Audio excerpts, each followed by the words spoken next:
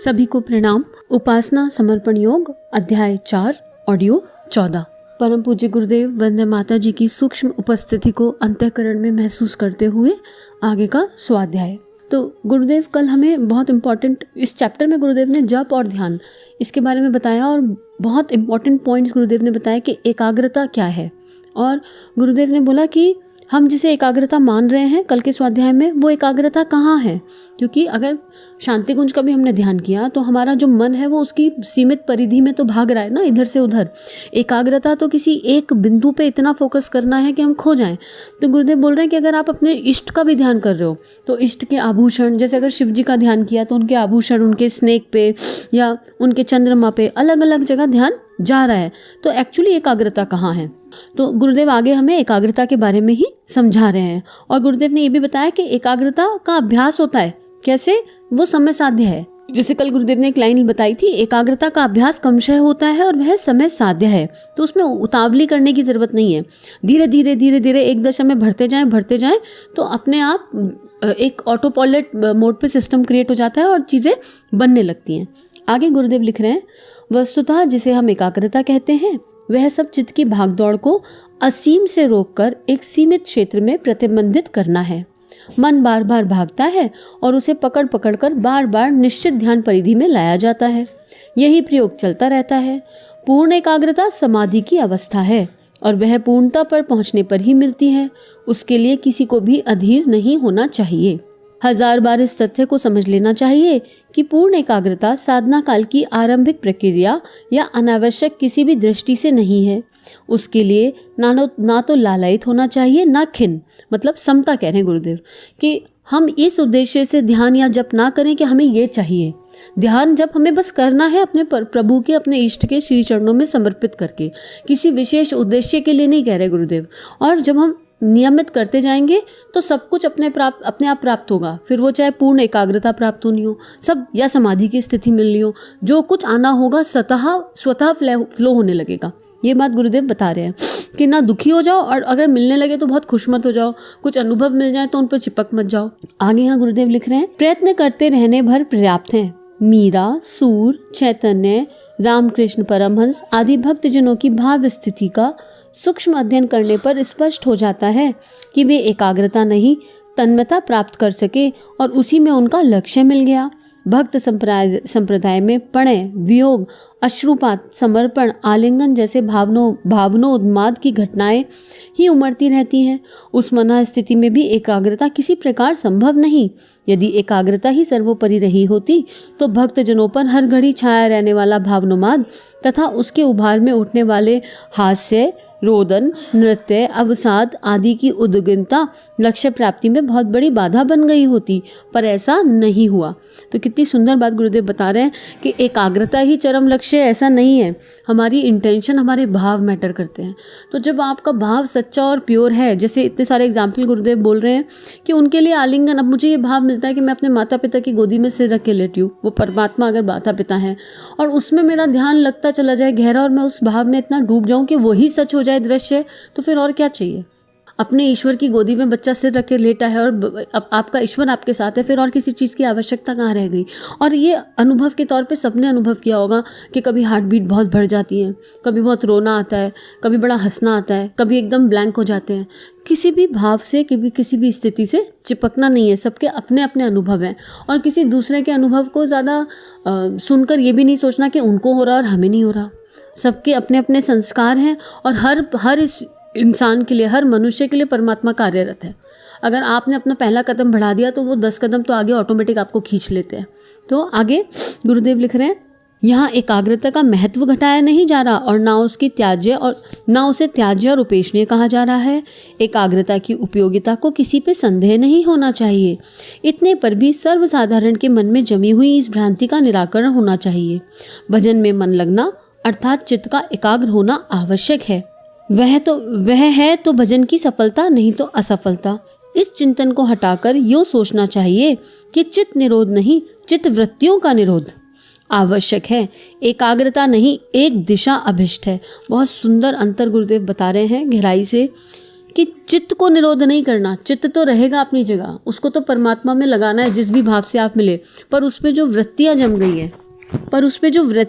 गई हैं, चाहे वो आसक्ति की हो, चाहे वो ईर्ष्या हो, द्वेष हो, या किसी भी तरह की वृत्तियाँ हो, पॉजिटिव हो, नेगेटिव हो, जो भी हैं, अभी किसी पर्टिकुलर खाने की चीज़ पे मन अटक रहा है, ज़्यादा सो रहे हैं, ये सब वृत्तियाँ हैं, किसी भी तरह की है, उनको निरोध करना है, उनकी रोकथाम करनी है।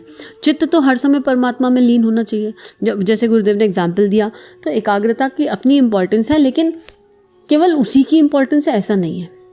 गुरुदेव ये कह रहे हैं वो वैल्यूएबल है, पर वो नहीं मिल रही, इसलिए आपका मन दुखी हो जाए कि एकाग्रता तो लगती नहीं। अब कितने लोग कहते सुनते मिलते हैं कि ध्यान नहीं लगता, एकाग्रता नहीं होती। तो जैसे ध्यान लगने की चीज़ नहीं है, ध्यान होने की चीज़ है। ध्यान लगाया नहीं जाता, ध्यान स्वतः लगता है। अब जैसे प्यार कहते हैं ना, प्यार करते नहीं प्यार हो जाता है, ऐसे ही ध्यान जप का अभ्यास करते करते ध्यान जब लगना होगा अपने आप लग जाता है। आगे गुरुदेव लिख रहे हैं, यदि ऐसा बन पड़े तो समझना चाहिए कि ध्यान साधना की सही पृष्ठभूमि बन चली है। एकाग्रता नहीं, एक दिशा, एक ही फ्लो में बहते चले जाएं। समूची ब्रह्म सत्ता को समझा जा सकना मनुष्य की छोटी बुद्धि के लिए असंभव है। ब्रह्मांड बहुत बड़ा है, उसका विस्तार हमारी कल्पना शक्ति से बाहर है। अपनी पृथ्वी पर प्रकृति की जो कार्य पद्धति है, अन्य लोकों में उससे भिन्न है। पृथ्वी के प्राणधारियों की आकृति, प्रकृति, चिंतन एवं जीवन यापन पद्धति आकाश पताल जैसा अंतर है। फिर भी अन्य लोकवासी चैतन्य प्राणियों की रीति नीति के बारे में तो कहा ही क्या जा सकता है। समूचा ब्रह्मा ने तो हमारी समझ में आ सकता है, ना उसे समझने की आवश्यकता। मानवीय चेतना के साथ ब्रह्म चेतना को जितना अंश संबंधित है, उस भाग को ईश्वर या परमेश्वर कहते हैं। हमारे आनंद एवं उत्थान में उसी की भूमिका रहती है। अस्तु साधना के लिए उस छोटी ब्रह्म परिधि के साथ संपर्क मिला लेना पर्याप्त माना गया है। उपासना का केंद्र बिंदु वह ईश्वर ही रहता है। तो गुरुदेव ये कह रहे हैं कि ज़्यादा समझने की ज़रूरत नहीं है, क्योंकि इस ब्रह्मांड को आप समझ ही नहीं सकते, हम समझ ही नहीं सकते, ये हमारी कल्पना शक्ति के बाहर है। और जो उस परमात्मा को आपको एक्सपीरियंस कराना होगा, जब आप इस यात्रा पे होते हो तो वो एक्सपीरियंस कराते चले जाएंगे। ऐसा नहीं कि हमारे ऋषि मुनियों ने समझा नहीं होगा, सब ने समझा, लेकिन अभी तो हमारी यात्रा शुरू भी नहीं हुई। तो यात्रा पे प्रथम पग पढ़ाएंगे, जब जैसी आवश्यकता होगी, जब जो लेयर हटनी होगी हट जाएगी। तो गुरुदेव ने तो सब एक्सपीरियंस कर रखा है, तो उस एक्सपीरियंस के बिहाफ पे गुरुदेव कह रहे हैं कि बहुत अलग है ब्रह्मांड, पृथ्वी बहुत अलग है, और हम सोच भी नहीं सकते कि वहाँ की कार्यप्रणाली कैसी है और यहाँ की कैसी। तो इसको ना समझने की ज़रूरत है और ना समझने की कोशिश करनी चाहिए। बस निष्काम भाव से अपने फ्लो से अपनी ध्यान साधना का अभ्यास करना चाहिए, और उसका एक ही उद्देश्य होना चाहिए, आत्म परिष्कार। जैसा कि इस चैप्टर में गुरुदेव ने बताया कि आत्मनिर्माण उसका एक ही आधार होना चाहिए। तो उसमें आपको आनंद भी मिलेगा, प्रेम भी मिलेगा, और ईश्वर जो भी आपका उपासना का केंद्र बिंदु, आपके इष्ट या सूर्य अगर निराकार की तरफ जा रहे हैं, जो कि एक्चुअली निराकार नहीं है, जो भी इमेज आपको अच्छी लगती है उसका ध्यान करते करते नियम, लेकिन क्या चाहिए इसमें, नियमितता। नियम से करना है, रोज़ करना है, और अगर फिक्स टाइम फिक्स्ड आसन पे, जिसकी इंपॉर्टेंस गुरुदेव पहले समझा चुके, वो कर लें तो और भी बढ़िया है। आगे गुरुदेव लिख रहे हैं, आवश्यकता अनुसार विशेष सूक्ष्म शक्ति उपार्जित करने के लिए अमुक देवी देवताओं की उपासना की खंड साधना भी की जा सकती है, पर अपना अनुभव और परामर्श यह है कि समग्र ब्रह्म की साधना ही सर्वोत्तम है। आहार वही आदर्श माना जाता है जिसमें पोषण के सभी तत्व मौजूद हो। प्रोटीन कितना ही महत्वपूर्ण क्यों ना हो, अकेले उसी को खाना लाभदायक ना रहेगा। अमुक देवता की उपासना अकेली प्रोटीन, अकेले कैल्शियम खाने की तरह है। आवश्यकता पड़ जाने पर चिकित्सा उपचार की तरह कोई विशेष तत्व अमुक मात्रा में लिया जाता है। इसी प्रकार विशेष प्रयोजन के लिए देव साधना उपयोगी हो सकती है, पर सर्वतोमुखी प्रगति और सर्वकालिक साधना समग्र ब्रह्मा का ही होना चाहिए।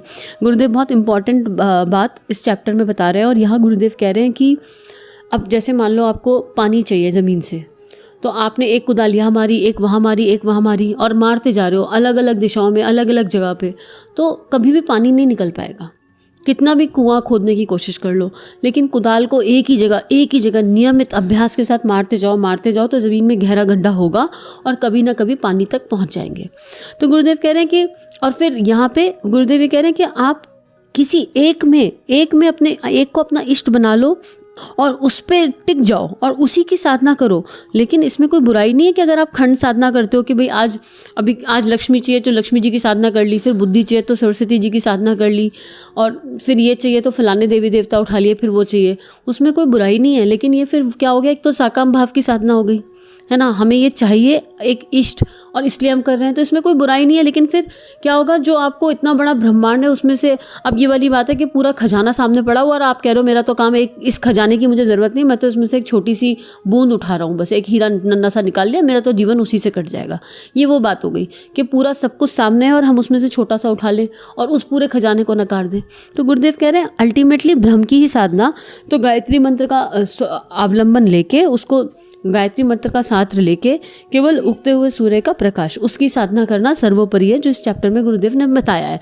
और अगर आपका मन आपके किसी एक इष्ट मंत्र पे लग रहा है तो अपने इष्ट मंत्र को ही ऐसा पकड़ लीजिए कि उसके अलावा कोई दूसरा नहीं, फिर सारी शक्तियां उस एक इष्ट मंत्र में खुद ब खुद दिखने लगेंगी, महसूस होने लगेंगी। कई तरह के देवी देवताओं की, कई प्रकार की आकृतियों का संग्रह करने में ध्यान बढ़ता है और निष्ठा विकेंद्रित होती है। पूजा स्थली एवं ध्यान प्रक्रिया में चित्र विचित्र साज सज्जा इकट्ठी इसलिए की जाती है कि कई देवता कई तरह के वरदान देंगे और सभी से थोड़ा थोड़ा संबंध बना रहेगा, तो पंचमेल स्वाद मिलेगा और वह भी और उसमें भी कई तरह के लाभ होंगे। यह मान्यता उपासना के क्षेत्रों में उल्टी बैठती है। ध्यान और निष्ठा को केंद्रित रखना उपासना का महत्वपूर्ण आधार है, उसे बिखेरना नहीं चाहिए। हमने एक ही रूप को पर्याप्त माना है और परामर्श मानने वालों ने अपनी ही भांति एक ही ध्यान के लिए अनुरोध किया। सविता देवता के रूप में पर ब्रह्म की उपासना सर्वोत्तम है। यही बात गुरुदेव ने अभी पहले बुलवा दी ऑलरेडी। हमें क्या करना है और ये मल्टीपल उसमें करेंगे तो क्या होगा, यही गुरुदेव यही बात इसको समझा रहे हैं कि सविता देवता का ध्यान कीजिए अपने मंत्र, गायत्री मंत्र का संबल लेके। प्रकाश की साधना साकार और निराकारवादी दोनों पक्षों के लिए समान धारक है। सभी धर्म संप्रदायों ने किसी न किसी रूप में प्रकाश ध्यान की महत्ता स्वीकार की। हर साधक उसे अपने इष्ट देव का चेतनात्मक रूप मान सकता है, इसलिए उसे सार्वभौम भी कह सकते हैं। गायत्री मंत्र देवता सविता है। छवि स्थूल, विचारना सूक्ष्म, भावना कारण। इन तीनों का समन्वय करते हुए अपना उपास्य सद्ज्ञान रूपी सूर्य हो, उसकी किरणों में गायत्री मंत्र की सदाशयता और अंतराल में अनन्य प्रेम से ओतप्रोत मातृ शक्ति की झांकी की जा सकती है।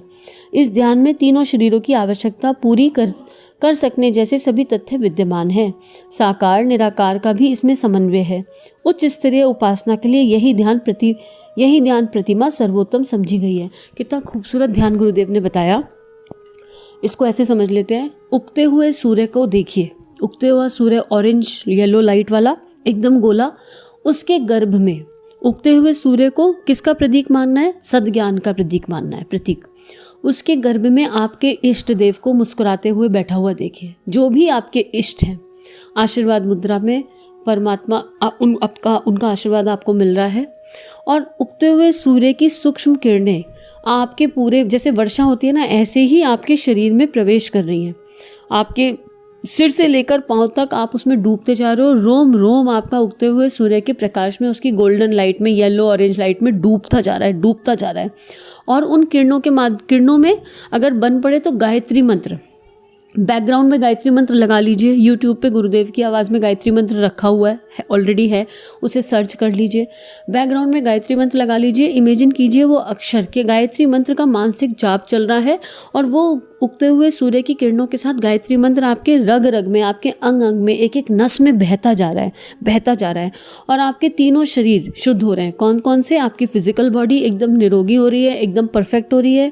आपके सारे विचार एकदम शुद्ध हो रहे हैं, पवित्र हो रहे हैं और आपका अंतःकरण शुद्ध और पवित्र हो रहा है। आपकी भावनाएं शुद्ध और पवित्र हो रही हैं। तो तीनों शरीर, स्थूल, सूक्ष्म और कारण, स्थूल छवि और सूक्ष्म शरीर मतलब विचार और कारण शरीर मतलब भाव, सब कुछ शुद्ध हो रहा है और ये सब आपके अंतःकरण में प्रवेश करता चला जा रहा है। इसी ध्यान के साथ ये चैप्टर ऑलमोस्ट ख़त्म होने पे है, पर आगे 5 मिनट की रिकॉर्डिंग और बनेगी, पर अगले में ही ले लेंगे। और आज ये ध्यान, अब आंखें बंद करते हैं एक गायत्री मंत्र और इसी ध्यान के साथ तन्मयता से आंखें बंद कीजिए। पूरा डीप भाव, मन शांत, मस्तिष्क शांत, भावना कीजिए उगता हुआ सूर्य, स्वर्णिम सूर्योदय उसके गर्भ में आपके इष्ट देव आशीर्वाद मुद्रा में सूर्य की किरणें आपको पूरी तरह भिगो रही हैं। भावना कीजिए आप उन किरणों में पूरी तरह डूबे हुए हैं और गायत्री मंत्र के साथ इस प्रकाश को आत्मसात कीजिए। ओम भूर्भुवः स्वः तत्सवितुर्वरेण्यं भर्गो देवस्य धीमहि धियो यो नः प्रचोदयात्। सभी को प्रणाम।